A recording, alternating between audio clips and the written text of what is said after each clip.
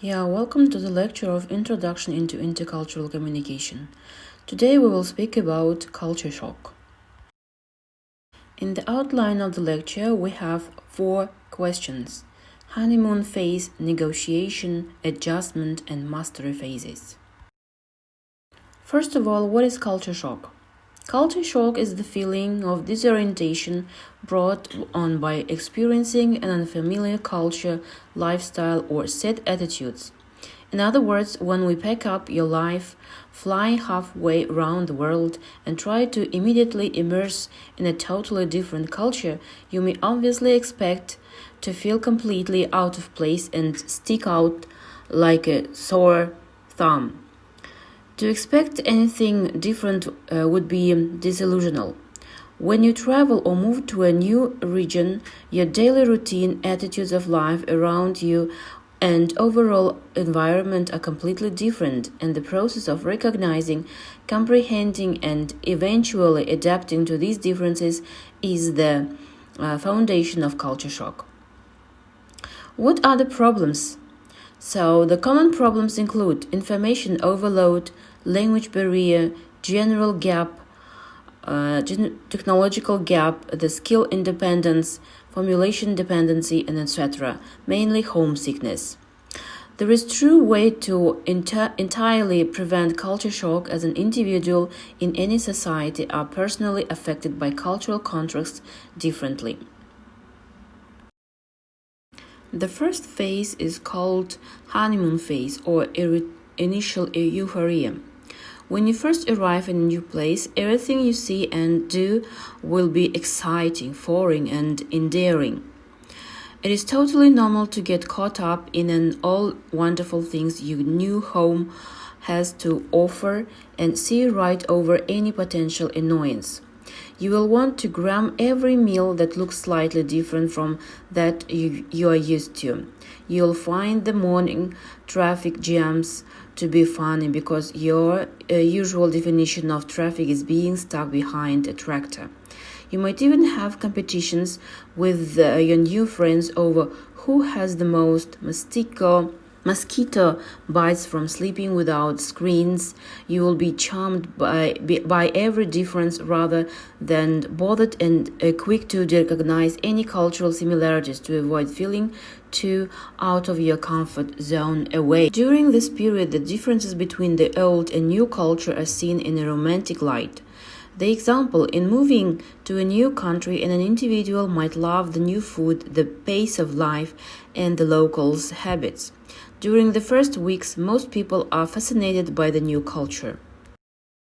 The second stage is called anxiety, or in other sources, negotiation phase. It is characterized by irritation and hostility. After some time, usually around 3 months, depending on the individual, differences between the old and new culture become apparent and may create anxiety. Excitement may eventually give way to unpleasant feelings of frustration and anger as one continues to experience unfavorable events that may be perceived as strange and offensive to one's cultural attitude.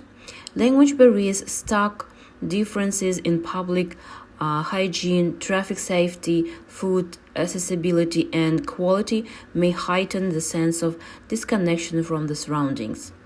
While being transferred into a different environment puts special pressure on communication skills, there are practical difficulties to overcome, such a disruption that offense leads to insomnia and daylight drowsiness, adaptation to gut flora, to different bacterial levels and concentration in food and water, difficulty in seeking treatment for illness, as medicine may have different names from the native countries and the same active ingredients might be hard to recognize. Adjustment stage. Again, after some time, one grows accustomed to the new culture and develops routines. One knows what to expect in most situations, and the host country no longer feels all that new. One becomes concerned with basic living again, and things become more normal. One starts to develop problem-solving skills to dealing with the culture and begins to accept the culture's culture's ways with a positive attitude. Culture begins to make sense, and negative reactions and responses to the culture are reduced. The last stage is mastery phase or mastery step. It can be called also transformation of becoming a local 101. In this stage, you will feel a high sense of comfort in your new home. You can throw out your maps and talk to strangers with ease, and language barriers aren't a problem anymore. You will still have moments of homesickness and confusion, but your new friends, host family, and daily activities will become part of your life, and in that way, you won't be able to imagine doing things any other way. Mastery does not mean total conversion. People often keep many traits from their earlier culture, such as accents and languages. It is often referred to as the bicultural stage. Culture shock is a subcategory of a more universal construct called transition shock. Transition shock is a state of loss of disorientation predicated by a change in one's familiar environment that requires adjustment. There are many symptoms of transition shock that include anger, boredom, compulsive eating, drinking, weight gain, desire for home and old friends, excessive concern over cleanliness, excessive sleep, feelings of helplessness and withdrawal, and etc. The most important step in culture shock is the adjustment phase. There are three basic outcomes of the adjustment phase.